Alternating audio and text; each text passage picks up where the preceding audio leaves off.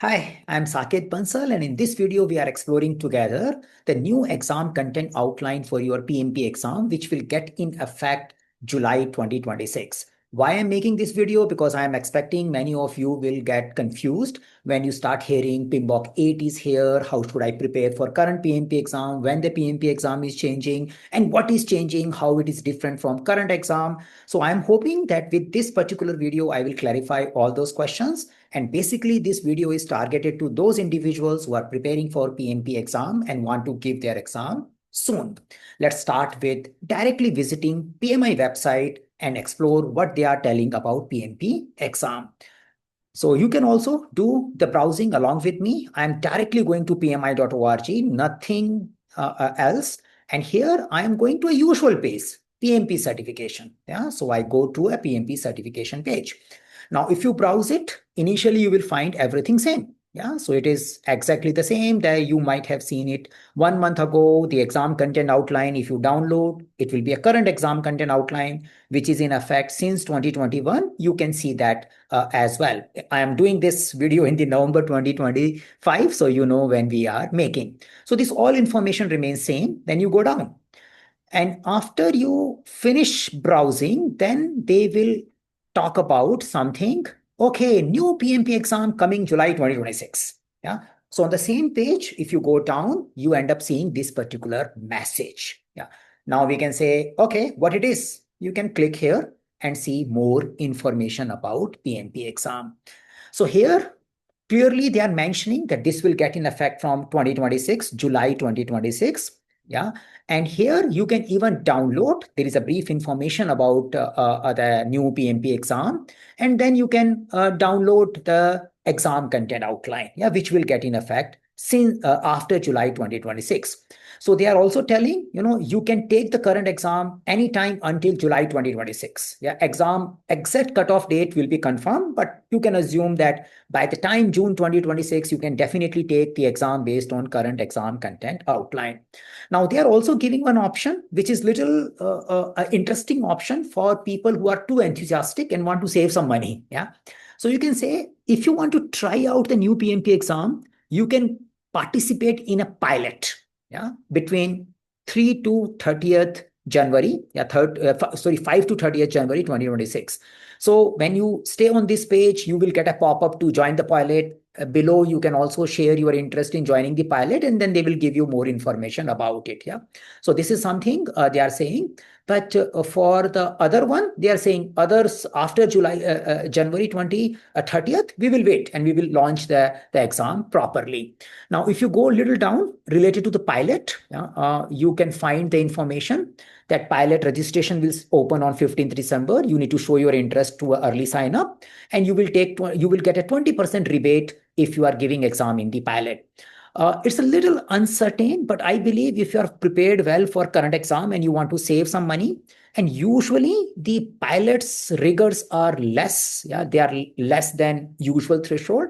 You may want to try this window, but that's for over enthusiastic people. For generally, you may just want to wait for the whole PMP exam rollout, which will happen in July 2026. Yeah. Now, what is the timeline? PMI will start teaching for July 2026 exam through their own online program, through their registered education provider, starting April 2026. So that's where they will start enrolling people. As of now, they are saying you better give the old exam until unless you want to try the pilot. Yeah, that's the thing. Now, coming back and say, okay, we have understood that the exam will change in July 2026. And before that, in case I want to go for pilot, I can do it, but I am not interested in that. Then I currently keep preparing with my current exam content outline. As I see in my main PMP exam, the PMI material is already covering that. That is something is for me. Now, sometime you can say, okay, that part is clear. Probably I'm interested and I want to know what is changing. Yeah, how the exam will change from current to future. So actually, the changes is not major. Yeah, it's a more restructuring. So even if you prepare with the current content, you more or less ready for your future PMP exam also. Yeah, there could be plus minus some percentage only. But to qualify my statement, I show you the detailed exam content outline, and we quickly browse that so that you have a confidence that, okay, this is what it is changing. starting July 2026. So if I click here, I can download the new exam content outline. Yeah, so this is how the new exam content outline will look. And here they are clearly mentioning, this exam content outline will be in effect July 2026 onwards. This is your exam update. Now here, some of the interesting information, let's explore together. They all study about the process of making this exam content outline. You might be already aware. Now here, little interesting thing. So the percentage weightage of three domains will get changed. Yeah, that's a important point to consider. So in our current exam, the people domain is high, 42%. In the future exam, it is going to be 33% only. So it's a major reduction in the people domain. That's something we can clearly get it. The process domain, as of now, 50%. In future, it will be 41%. I personally believe it is still more or less the same, even more than that, because many of the process domain topics have been moved to business environment. Yeah. So whatever you are preparing for process domain, that remains as it is and relevant. Then you have a business environment. As a weightage, it is now covering 26%. But it is not same like your previous business. The previous business domain had a less topic, new business domain has a more topic. You will get to know if as we get into the details. So there is a little bit alignment into people, process, and business environment. If I see from the far, it looks like PMI wants to make project managers more aligned to the business value and business domain delivery. Yes, that looks good. But when I go into detail, more or less the topics are same. They were there in before also. It's just like moving from like governance topic was in a process domain. It has been moved to a business environment domain. Risk management was in a process domain. So it's more about realignment. But yeah, from a high level perspective, you can say, yeah, this looks like PMI want us to be more business oriented people rather than just focusing on people and processes. Yeah, so that's the one kind of a messaging change. The another messaging change is, but here they have used the word approximately. Yeah.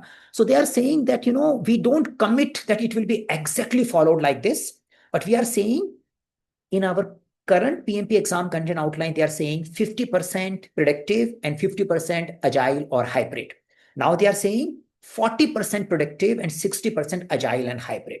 So in a way, the another message which is coming out from new PMP exam is more focus on agile ways of working. Yeah, in general, but they are putting the word approximate and they are saying, exact number of the items will vary and they have a process to validate that. But yeah, more or less we can say agile is more prominent in the exam, which is already in fact, when people go for exam, they feel that agile related questions were more, but this is something coming more formally from from PMI. So till now, two things very clear. The new exam content outline get in effect from July 2026 onwards, and we have a reallocation of percentage weightage. People is reduced, business environment is increased. Let's get into details of all these three domains now. Now, when I go same style, task and enablers. Yeah, so I'm assuming you are familiar with your current exam content outline. Now, people domain, they are saying develop a common vision.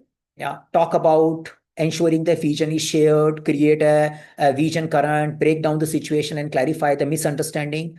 This was there before also, but it was more like build shared understanding about the project. Now they are saying build a common vision. So a little bit more refinement in the language, more business oriented, but it's there. Manage conflict was there in our past ECU also. It was the first task. It remains as it is. Yeah. Lead the project team. In our previous one, there were multiple tasks associated with the lead the project team, develop project team, do people's assessment, do team assessment. So it has been a little bit refactored and we can say, yeah, this is something lead the project team. In fact, when we are checking our current exam content outline, sometimes we get confused, 2-3 tasks talking about the same thing. So it is more like leading the project team comes together as a task. Similarly, engage with stakeholders, align with the stakeholders' expectation. So this was little bit in a process domain also last time, but now it's very clearly coming that, I need to engage with the stakeholder. In a previous one, they were telling mentor the relevant stakeholder, negotiate with the relevant stakeholder. Here, they are just summarizing it that you should be engaging with the stakeholder and creating a clear path for the understanding of how should we do engagement, and then you are talking about aligning the stakeholder expectation, which was earlier done in the negotiation and creating shared understanding, but here they are more focusing on aligning and managing stakeholder expectations well. Now, aligning, expectation, manage. So in a general, these three are pretty interconnected topic. You engage, you align, you manage the stakeholder expectation. Overall, this was earlier in a people and process task were spread across. Now it is consolidated at one place. From a high level, you can say more focus on stakeholder now. The current exam content outline has significant more influence towards the team side. We had a task like work with a virtual team, create a team charter and those kind of stuff. This is something is more stakeholder aligned people domain. Now here, rather than too much focusing on training, mentoring, coaching, especially, they are saying ensure knowledge transfer and manage communication. So specific mentioning of virtual team is not there, but those topics still remain relevant. So in a way, I would say it's more like a refactoring. In our previous time, we had a 14 tasks. Now these 14 tasks are spread across and made 8 tasks. More or less, nothing is removed. Yeah, it is just reorganized. And some of the process domain tasks, which were like communication and stakeholder, is also put here. So it becomes little neat and clean. So in general, if you have prepared using current exam content outline for a people domain, you are more or less ready for like July 2026 exam content outline also when it comes to the people domain. So this is your people domain area. Now, when we go to process domain, yeah, this is something you know. So develop an integrated project management plan and plan delivery. So project integration has come into more specific big task. It was not that stressed upon task. There were many things like talking about select appropriate project life cycle and all. So this has been put together. So in our PMBOK 6 also, you had an integration as a knowledge area. In a current PMI material, you also start the planning domain topics with integration in the focus. So here the integration of the overall project management plan has been stressed upon, which was a theme since I am seeing PMBOK. Yeah, so at least from last 20 years, it is the theme and it remains as it is. Yeah, so continuous integration remains the overall focus area so that we create the valuable deliverable in a consistent manner. Develop and manage project scope remains as it is. I wish they could have mentioned specific techniques focusing on agile ways of working, but we need to add it. Current exam content outline is also not very explicitly mentioning agile way of working with the requirements. Here also it is not there, but in our learning from a content, we will have to do it because that part is anyway needed. Now, helping ensure value delivery. So this was there in a different word that you should focus on early and frequent deliveries. You should be focusing on value as a focus area. Here they are mentioning clearly that you need to focus on value component and deliver the value in an incremental manner, examine the business value on a regular basis, have a measurement system which demonstrate value on a regular basis. So it is part of our current exam content outline as well, but here it is coming as a distinct focus. And that is something you can see. Working with resources, physical and human. Here it more focus on physical resources. It's there. Currently also you have it. Focusing on procurement.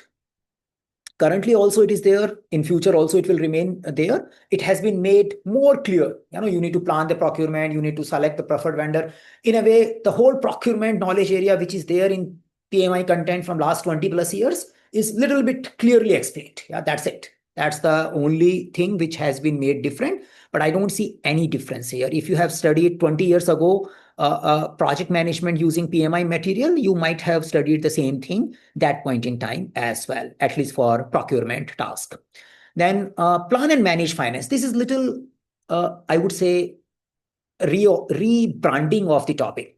So our current or till now, the PMI material talks about cost management. Now for a PMP exam, now they are talking about working with finance.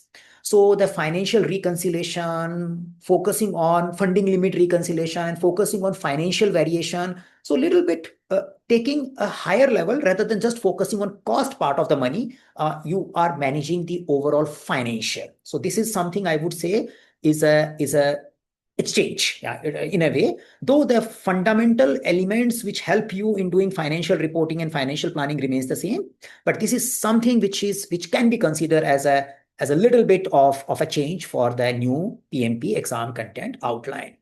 Plan and optimize quality deliverables, exactly the same. From last 20 years, I can say I am seeing it. So I started preparing for PMP in 2004, and then I got certified in 2006. So I'm certified for around 19 years. So I can say, I was directly watching this content since 2004.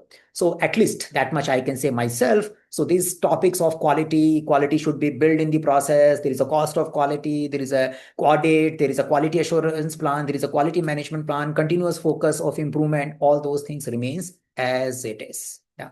No change. Your current ECO, your future ECO will talk about quality in a same manner. Now here you have a schedule. So yeah, they have put the few keywords to remind you that agile scheduling is also there. The rest of the theme is as it is. So current project scheduling, critical path and all for predictive life cycle, project scheduling for story point estimation, release planning, iteration planning, continuous elaboration, continuous rolling wave planning remains as it is. So no difference. Evaluate project status, little specific focus on consolidating topics related to matrices and awareness of where do we stand. Yeah, that is, I would say, again a new. So a clear focus on finance is little distinct, and clear focus on measurement as a separate task is distinct. Though these things were there in a current ECO also, in your current exam also, you are preparing and understanding about agile matrices, information radiator, burn down chart, burn up chart, and all those Kanban board, and earned value management, variance reporting, control charts, and all those kind of measurements you are seeing right now also. That will be remain as it is, but it is more consolidated. We talk about what kind of project artifacts and matrices we prepare. Now, we also had a focus on taking care of project artifacts. That is also integrated here. So ensuring the configuration management, artifact management, ensuring right people have a right information about the artifact. That is also added in the evaluate project status. We had a separate task for that, the project artifacts related in our current ECO. Here it has been merged into project status, evaluate project status, and then closure. Project closure was part of, from last 20 years, I can say, is a part of the PMI way of working. That's it. Yeah. So these are the 10 tasks. So if you say the process of the current exam content outline, I would say a distinct thing is finance management. Yeah, that's a little bit at a language change. Remaining thing is just reorganizing. Now, what is reorganizing? Communication and stakeholder has been removed totally from here, because in our current ECO, communication and stakeholder partly is also coming visible here. That has been moved to the people. So you can say, move. And that's how the 17 tasks became 10 now. So that's something they have done.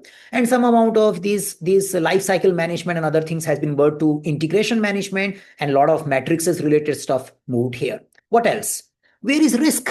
Yeah, that has been moved out. Yeah, that's an important thing. That's something you might be missing here. So that's the idea of a process domain. Now, the business domain, something which got a lot of weightage, but I would say it is more about the surface level change. Internally, nothing much. So what is happening?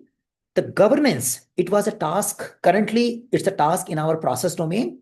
Establishing governance has been moved to business environment now. Yeah. So when you learn from PMI content in the lesson 1, you learn about governance, and you keep talking about enterprise environmental factor and organization process assets remains as it is. The only difference is right now you are preparing it as a process domain task. After July 2026, you will see it as a business domain task, which means you will get probably more questions because process domain has many tasks. Yeah, so that something is there. Plan and manage project compliances remains as it is. It was there currently also. It will remain in a 2026 onwards as well. Manage and control change. This was also part of process.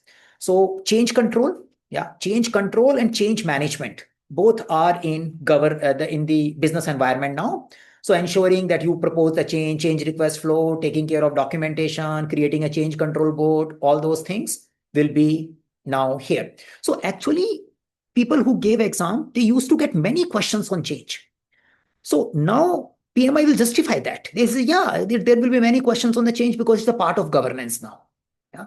So already I would say that kind of weightage was there. This weightage was tagged to process. Now it will get tagged to governance. Yeah. So change. Same thing for a weightage will tag to business environment. Same thing is for governance. Governance question used to come. Now it will tag to the business environment. Now, issue management, the issue versus risk, supporting impediments, those all were tasks in our process domain. We need to learn about issue handling. And these issue related questions used to be many. Yeah. So now it remains as it is, and issue related questions will be many because it's a part of business environment now. So all your impediment, blocker, obstacle, issue log, and raising and managing issues and keeping issues at a limited level, all those things now in a task 4. Yeah. Risk management. Now, though it was a one task of process domain in our current thing, yeah, it will be a separate task focused in a business environment domain. Now, currently also when people go for PMP exam, they usually find 15 plus risk management questions. And I usually used to feel because it's easy to prepare a risk management and issue management related questions because they can be clubbed with anything. Yeah. So now PMI can easily say, yeah, risk management questions will come more because they are going to be a part of business environment domain. So I think right now also we have many questions on risk and issues, and that trend will continue after July 26 as well. Yeah. So that's the simple way of looking at it. Then continuous improvement, I can say it was a little specific focus area. Now, in a PMI content, if you are following PMI material for your PMP preparation, when you look at the content which is coming in your lesson 5, we start with talking about Kaizen, continuous improvement, continuous retrospective, and various way of focusing on culture of continuous improvement that has been made as a distinct task. It was a part of quality only. Before, we can say as a part of quality management plan, you can have a continuous improvement plan. Now you have a little distinct focus. It was a part of your current content. I don't see anything new coming in here. Now, supporting the organization change, you have this task as it is, which is like your ADKAR model and creating the plan for change and providing training, mentoring, coaching as it is. Taking care of external and or maybe environmental change remains as it is. SWOT analysis, and you do pastel analysis, you focus on various areas, generate thing. So as it is, you already have this particular topic in your current exam. So what do you see? You know that exam is only changing in July, and at the same time, you also know the change is not much. Yeah. Yes, there could be a little bit of confusion related to the type of questions or the number of questions will come from a particular topic.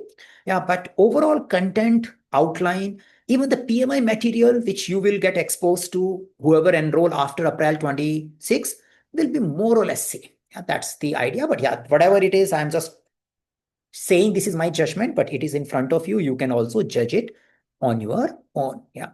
So see, the whole idea is we are getting this understanding so that we can make our own decision rather than relying on somebody saying something is changing. So you need to double click on it and understand what is the change. Now, something which is very not clear to me. The concepts are very clear. They are hardly any.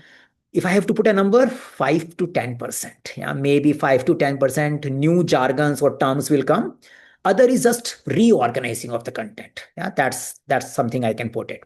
Now we go further.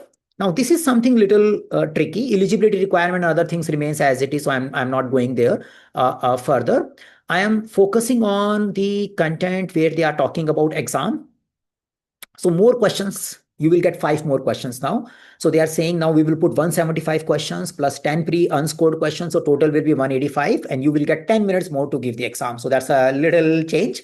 That is something you will get it. And then you will have a 2 5 minutes breaks in the exam. So no 10 minutes break. Yeah, you will have a 2 5 minutes breaks in the exam. And that's the same thing. The first break occurs after the case study section. The second break occur after midway through the independent question portion of the exam. Please note, once you review the response and start the break, written questions will not, previous section will not be available. Now here, this language is making me little curious, which is difficult for me to predict what is going to happen. They are using a word that there will be a case study section. There will be case study based exam. Now we have yet to see what is that case study, how big the case study will be. Yeah. So we can expect, and that thing we will only know when the exam come into the action. Yeah. We can expect some amount of change in the pattern of the questions. Yeah, from the language I am getting it. So we can expect the first section will be a case study section. Yeah. So that is something we need to learn. What is that case study section? And I think the time will tell that a little bit. Now they are giving some example. They are saying, yeah, there are the question types. So this is a case study situation type. They are trying to give an example of it. So they are saying that case or a scenario new. So they are saying this is something was not there in the past. We will give it. The candidate is presented with a detailed scenario or a situation, which may include graph or chart or other additional contents. And that could be a description of a business project decisions. And based on that, you need to choose the option. Yeah. So if that happens, and we can expect there could be exactly, they have not said that how many case study questions will be there. They are just saying that you can take a 5 minutes break. First break occurs after the case study section. Now, earlier we used to know that first break happens after 60 questions. Yeah. Now they are saying after the case study section, and then second break occurs approximately midway through the independent question portion of the exam. Yeah. So this is something vague, and I don't know. We have to still discover how complicated these case studies are and how many questions will be there in the case study. Yeah. So this is something which I say variability. If you want to deal with this variability, you may want to go to pilot exam, or maybe we will get to know once people start giving the new exam. Enhance matching. So this is another example they are giving, that there will be a question include the image on the diagram, and you need to clarify the item. Example below, the candidate would drag one of the box here. So they are saying, if you have this diagram, so you need to find out where you were ahead of the schedule, where you were behind the schedule, where you were on the schedule. So in a way, there are 4 observation on this particular chart, and you need to drag and drop and say these observations are there. Yeah, so that's a enhanced matching on this certification exam. Now we don't know how many such questions will come. Yeah, and will it be a part of case study or later? That part is not clear. Yeah, because topic is burn down chart is right now also, but burn down chart is not getting tested in this much detail right now. It may be tested at a very high level right now. Yeah, so that's something we need to still see it. Yeah, that's the idea. Now, graphics based question. So here they are also telling this type of question requires a candidate to refer to and interpret visual information such as chart, graph, diagram, or images and answer the question. So here, though it's a table, so there is a table and requirement traceability matrix, and they are giving some information. So you need to see the data and graphics based question. Yeah. Now, multiple choice, single response. This will remain as it is. Now, see, right now also PMI tell all these kind of questions can come. But currently, out of 180 questions, we know minimum 150 questions will be multiple choice with single choice right now. But we don't know what is going to happen after July 26, because it will take time before it will get exposed to. So that is something is a variability. Multiple response option, again, right now also 1 or 2 question can come, but we don't know if they are increasing. Point and click, this was right now also. You need to point out something, a trend, that is there. But how many we will see. So this matching is right now also. So we don't have to worry. It's the easiest form of the question. You will anyway do it. Pull down of a list which may come. Yeah, you need to pull down some of the items out of the option, like a fill in the blank or something. That is also there, but they are saying it will only come when you are doing a CBT test, because in a paper-based test, you cannot have it. So I would say that this is a little variability. This is something which we need to deal with. And if you are preparing for current exam, I think better to finish it. Until unless you are adventurous to try out. At the same time, if I'm preparing later, I have to prepare with the current exam only. Content are more or less same, but maybe the validation depth may change. Looks like as a language, time will tell us. This is something remain variable. Now here they are just reminding, so all those things like the way we are do CBT and all, and the retake programs and all. So this is something we don't have to worry about, but this is the overall idea. So my goal for this video was just that you really start looking at official information from PMI. If you are preparing for PMP exam, as of now, you should stick to your current preparation. You have enough time. Why to delay it? At the same time, till July 2026, you don't have to rush. You can definitely prepare. Because of any reason, if you get carried forward to the July 2026 onwards, then you probably need to be using some resources which helps you in checking new style of questions. And we will also prepare those new style of question. That is the focus area. Overall content hardly changes, but there is a possibility the question styles may get changed, and that will take few months, maybe after July, before we get a clear understanding. So by August, September, we should know what kind of questions are really coming in the exam, at how many numbers, yeah, at what quantity. So this is the situation. I'm Saket Bansal. I teach project, program, and portfolio management. If you want to join our PMP class, you can find our details as well, or you can comment in the YouTube this particular video and ask me any question related to your PMP exam.